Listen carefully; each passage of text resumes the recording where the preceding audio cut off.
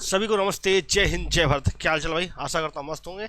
आज थोड़ी वीडियो लंबी होगी क्योंकि इसमें मैं आपको वो गाइडलाइंस, जो गाइडलाइंस आपके मेडिकल ऑफिसर को, उन ऑफिसर को मिलती है जो पीठासीन अधिकारी होते हैं, जो फिजिकल और मेडिकल कराते हैं, अर्थात वो रूल बुक, जिन रूल्स को फॉलो करते हैं आपके government of India MHA, ministry of home affairs, मतलब गृह मंत्रालय, क्या guidelines for recruitment medical examination in central arm police forces and Assam rifle, मतलब जो आपके CAPF की जितनी फोर्सेज होती हैं उनमें जो गाइडलाइंस है मेडिकल और फिजिकल के लिए, वो कौन कौन सी गाइडलाइंस है, वो सारी गाइडलाइंस मैं आपको दिखाने वाला हूँ। पूरी रूल बुक ही आपको दिखाने वाला, पूरी नियमावली आपको दिखाऊंगा मेरे भाई, जो गृह मंत्रालय जारी करता है, जो आपके ऑब्जर्वर होते हैं, जो आपके मेडिकल ऑफिसर होते हैं, जो आपके पीठासीन अधिकारी होते हैं मेरे भाई। जिस गाइडलाइंस को आप, ये गाइडलाइंस भी मैं आपको दूंगा। हमारा व्हाट्सअप चैनल है, उसका लिंक आपको डिस्क्रिप्शन बॉक्स में होगा, उसको आप ज्वाइन कर लीजिएगा। इसकी मैं पूरी PDF आपको वहाँ पे भेज दूंगा मेरे भाई। तो आइए एक एक बात पे देखते हैं। ये वीडियो पूरा देखिएगा मेरे भाई, आपका A to Z सारी बात क्लियर हो जाएगी। ये पूरी PDF आपकी गृह मंत्रालय से मिली हुई मेरे भाई, हर चीज़ मैं आपका गृह मंत्रालय द्वारा देता हूँ मेरे भाई। देखो सबसे पहले का है, देखो क्या है, The medical examination is an important event of before appointment in the public service. A person is who satisfies the government that he has no disease concern which makes him unfit for the government service. मतलब क्या हुआ, ये जो है आपका medical इसलिए कराया जाता है जो आपको बता सके कि भाई हाँ आप मेडिकली फिट हैं। ठीक है, तो आइए जो आपके लिए इंपॉर्टेंट चीज़ें हैं, इसमें आपका सारी चीज़ें क्या क्या होता है। General instruction for recruitment board, investigation equipment for medical examination, general examination, eyes के लिए अलग है, ईयर्स का क्या है, डेंटल के लिए क्या है, हेड कैसे चेक किया जाएगा, चेस्ट कैसे चेक किया जाएगा, नेक कैसे चेक किया जाएगा, स्पाइन कैसे चेक किया जाएगा, इन्वेस्टिगेशन, मिसलेनियस कंडीशन, हर एक चीज़, कौन कौन से एनेक्जर है, सारी चीज़ पूरा प्रारूप दे रखा है मेरे भाई। ये मैं आपको दिखाने वाला हूँ। और किसके लिए है, आपका policy guideline visual standard for the recruitment, CAPF आपका जो SSCGD का है उसी का गाइडलाइंस है मेरे भाई। ठीक है, तो आइए मैं आपका जो इंपॉर्टेंट चीज़ें हैं वो मैं दिखाता हूँ आपका। इसी में आपका फिजिकल के लिए भी पूरी गाइडलाइंस दे रखा है। ठीक है, general instruction for the recruitment board. ठीक है, सारा मैं आपको PDF भी आपको व्हाट्सएप चैनल पर मिल जाएगी, जिसका लिंक आपका डिस्क्रिप्शन बॉक्स में होगा, वहां पे आप जाके ले सकते हैं मेरे भाई। ठीक है, तो ये आपका जो मेडिकल ऑफिसर जो होंगे उनको ये फॉलो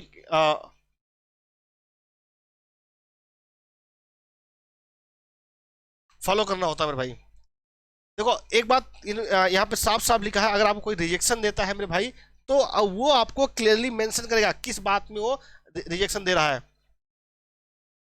जो आपका मेडिकल ऑफिसर होता है वो अपना सिग्नेचर, नाम, rubber stamp, date and place of the medical examination at the relevant paragraph in the medical examination, मतलब ये सारी बातें आपको वो लिखेगा। और एक आपका बात बहुत इंपॉर्टेंट चीज है, measurement of the physical standard, किसका, हाइट का, वेट का एंड चेस्ट का। क्या है जो आपको देखते हो ना चार्ट, आपने देखा होगा हाइट वेट का चार्ट, वो फर्जी रहा है। मैं मेडिकल MHA की गाइडलाइंस क्या है, हाइट वेट और की उम्र में क्या रहेगा वही मैं आपको बताऊंगा। ठीक है, is the responsibility of the physical standard test board, जो आपका फिजिकल स्टैंडर्ड टेस्ट एक बोर्ड बनाया जाएगा वो आपका करेगा for all the category of the candidate. ठीक है, medical officer will not be part of the PST board both for male and female candidate, मतलब एक जो मेडिकल ऑफिसर होगा दोनों का पार्ट नहीं रह सकता भाई। Since presence of the female is required at the time of the recording of physical standard of female non medical staff में be associate with the PST board. कहने का मतलब कि अगर जब फीमेल का होगा भाई तो वहां पे एक फीमेल स्टाफ रहेगी। ठीक है, recruiting medical officer need not to record may be associate with the may not be record to the physically measurement, मतलब अगर सब कुछ सही है तो रिकॉर्ड करने की भी कोई जरूरत नहीं होगी। ठीक है, और एक बात ध्यान रखिएगा, इसमें साफ साफ बोला है, अभी इस बार ये उम्मीद थी कि भाई डिजिटली सारी चीजें हो जाएंगी, लेकिन मेरे भाई डिजिटली नहीं है। तो इसमें साफ साफ बोला है, क्या बोला है, इन बोर्ड लाइन का case of overweight BMI should also be consider to arrive at the conclusion and variation of 5 kg, 5 kg from the minimum and maximum limit में बी एक्सेप्टेड। बात समझिएगा, 5 kg का ऊपर नीचे चल जाएगा, ये MHA गाइडलाइंस है। अगर कोई कुछ बोले वहां पे तो ये PDF दूंगा मैं आपको, PDF ले जाके दिखा देना उनको। ठीक है भैया। सिमिलरली इसी तरीके while measuring the height fraction of the centimeter that 0.5 will be the ignored and the 0.5 centimeter will be rounded off the, अगर जैसे आपकी हाइट 169.6 है तो मेरे भाई आप एक्सेप्टेड हो, इस गाइडलाइंस द्वारा आपका 170 काउंट किया जाएगा। लेकिन अगर 169.4 है तो ये मेरे भाई 169 ही माना जाएगा। ये बात साफ साफ बोली है। Ignored and the 0.5 centimetre and more will be rounded up to the next higher centimetre standard height weight chart is attached. Height weight chart भी है, मैं आपको दिखाऊंगा। ठीक है। Identification marks should not be noted consciously and clearly. Ideally 2 identifier marks are to be noted by the medical officer. कोई identifier marks होता है, जैसे आपका ये वाला मार्क्स है, तिल कहाँ है, वो आपको 2 किया जाता है। जो मेन चीजें मैं आपको दिखा देता हूं, बाकी आपको मैं सारी चीजें करूंगा। ओनली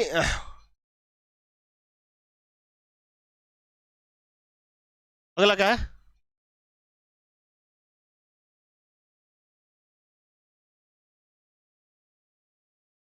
ठीक है। अब मैं आपको एक और बात दिखाता हूं। Refuse to undergo medical examination at any stage objecting oneself from the same will be, जो आपका मेन चीज मैं आपको दिखाता हूं मेरे भाई। एक और चीज था जो भी, एक बात और ध्यान रखिएगा, not more than 20 candidate should be examined by the medical officer या medical board in a day. मतलब कि जो मेडिकल ऑफिस अलग अलग कई सारे बोर्ड बनाए जाएंगे, तो एक मेडिकल ऑफिसर 20 आदमी को ही चेक करेगा भाई। ठीक है। अब आपको अगर 20 ही होगा तो बहुत टाइम लग जाएगा मेरे भाई, कई सारे बोर्ड बनाए जाएंगे।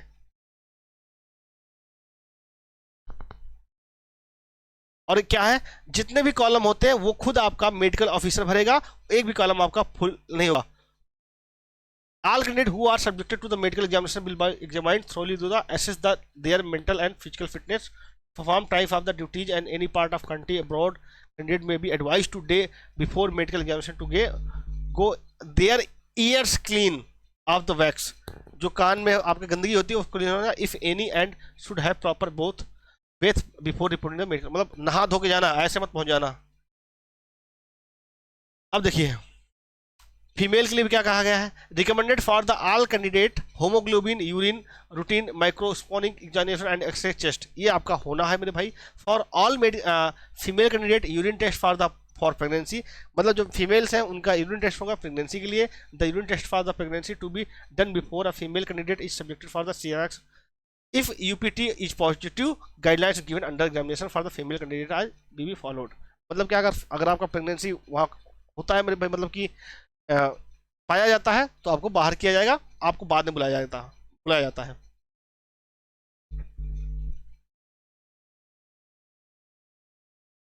अगर कोई दिक्कत होती है तो आपको स्पेशल अरेंजमेंट भी वो कर सकते हैं भाई।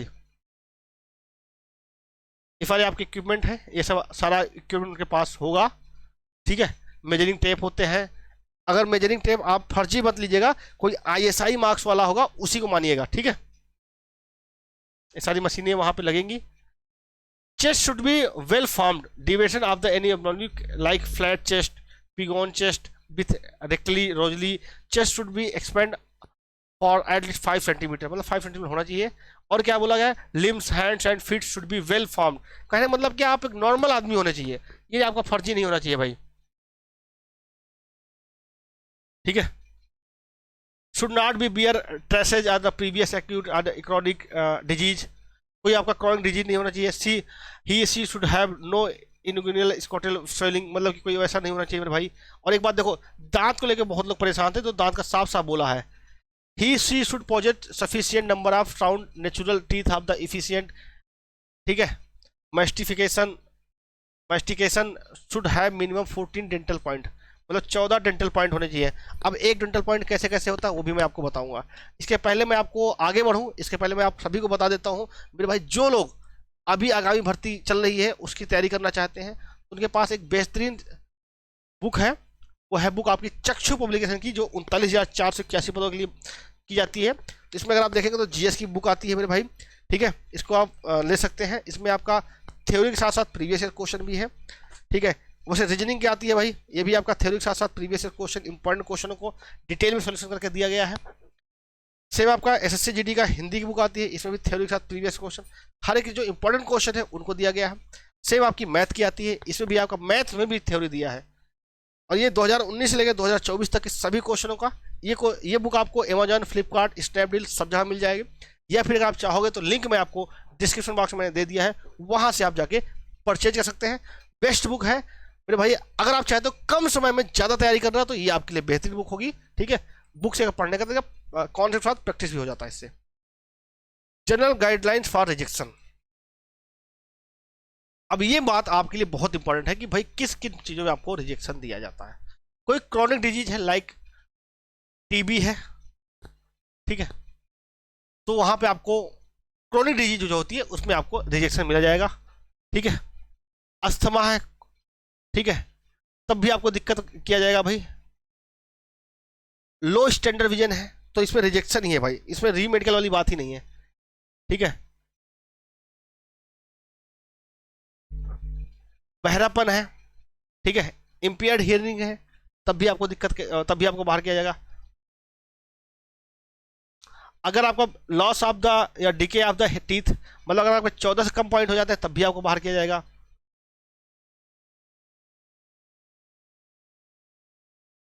कोई आपका चेस्ट में ज्वाइंट्स है उसमें भी आपको बाहर किया जाएगा। ठीक है, इंड्रोलिकल डिसऑर्डर है, मेंटल और नर्वस इंस्टेबिलिटी है, मतलब आप थोड़ा सा मतलब कि आपका मेंटल लेवल सही नहीं लग रहा तब भी आपका किसी भी टाइप का एनी टाइप ऑफ हार्निया आपको बाहर किया जाएगा। Chronic skin disease like vitiligo, leprosy, SLE और कोई आपका स्किन डिजीज है तब भी आपको बाहर किया जाएगा। ठीक है,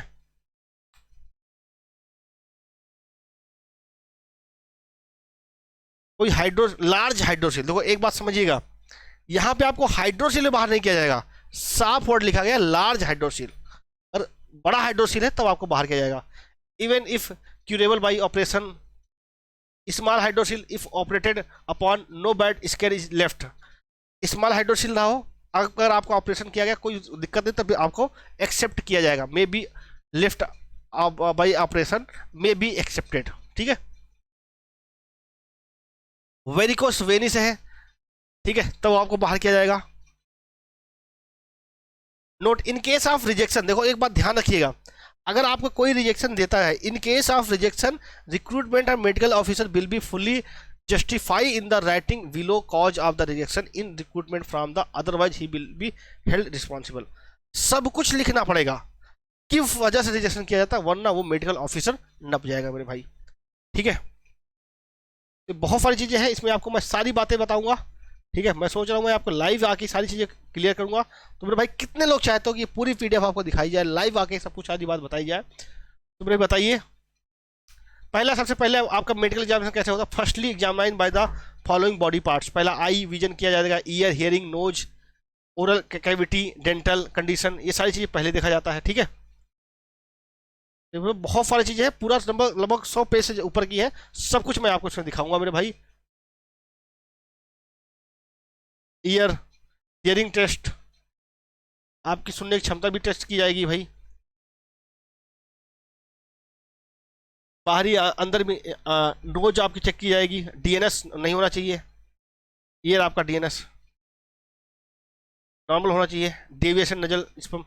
ठीक है, डेंटल एग्जामिनेशन देखो ये, इनमें कौन कौन से पॉइंट में कितने पॉइंट होते हैं, कौन कौन से पॉइंट मिलते हैं भाई। ठीक है, तो ये आपका 1 point,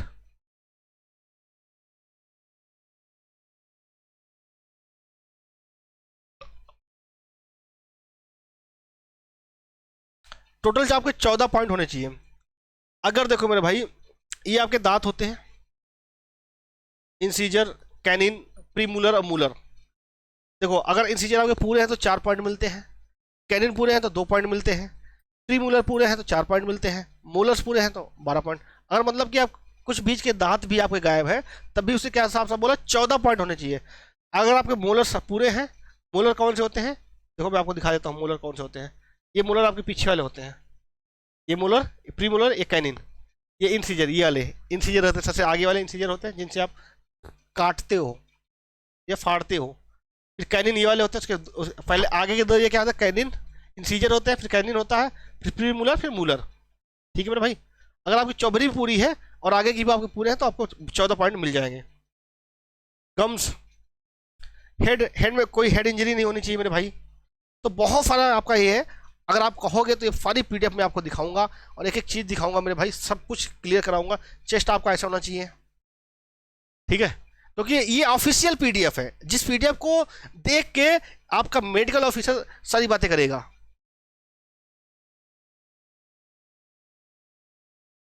carry angle, carry angle देखो कैसा होना चाहिए भाई, ये ऐसा नहीं होना चाहिए, ठीक है। ये आपका नॉर्मल होता है, ये भी आपका ऐसे भी गड़बड़ है और ये भी आपका ऐसे ये भी गड़बड़ है, ये आपका नॉर्मल है। दो प्रकार का होता है आपका कैरी एंगल, ठीक है। मेजर किया जाता है। हेड एंड फिंगर, देखो भाई कोई सी भी हेड और फिंगर में भी आपके फिंगर 6 फिंगर नहीं होने चाहिए, ठीक है।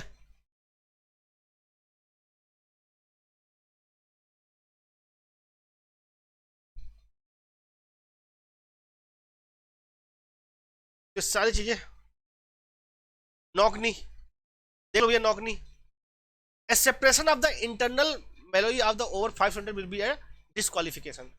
ये और ये ना ज्यादा बाहर हो, और ये भी आपका गड़बड़ है भाई। Deformation of knock knee joint,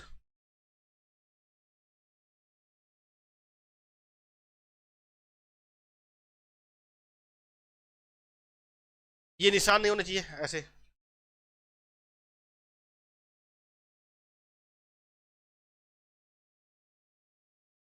normal टोइस बड़े नहीं होने चाहिए। अब ये देखो, ये बाहर है भाई, ये भी बाहर है, ये देखो नॉर्मल नहीं है। सभी लोग डिस्क्रिप्शन बॉक्स में आपका व्हाट्सअप चैनल होगा, उसकी लिंक है, आप उसको ज्वाइन कर लीजिएगा। वेरिकोस वेनिस है, इसका मैं सारा डिटेल में आपको सारी बातें बताऊंगा कि बहुत लंबी पीडीएफ है मेरे दोस्त, लाइव आकी सारी बातें होंगी। ये आपका स्पाइन, स्पाइन आपकी टेढ़ी नहीं होनी चाहिए, स्पाइन आपकी सीधी होनी चाहिए मेरे भाई।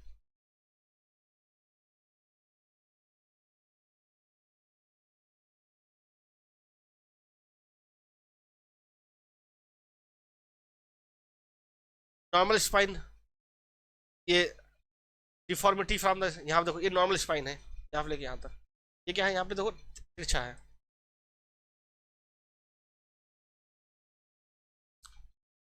लिप्रोसी मतलब स्किन डिजीज के लिए हर चीज डिटेल में सारी बातें की गई है, ठीक है। तो भैया कमेंट करके बताओ, जब आप कमेंट करोगे तभी हम ये बात ले आएंगे भाई कि आपके लिए ये सारी पीडीएफ में आपको दिखा।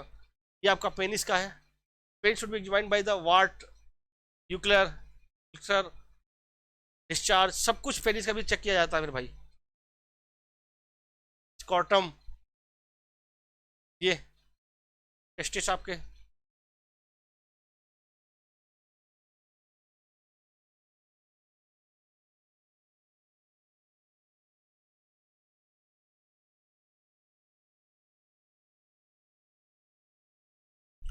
बीपी आपका नॉर्मल होना चाहिए, बीपी आपका नॉर्मल रेंज आपको पता होना चाहिए कितनी होती है। दिख रहा है ना यहाँ तक, नहीं दिख रहा क्या ये, दिख रहा भाई। 140 से 100 से 140 mm होना चाहिए, ठीक है।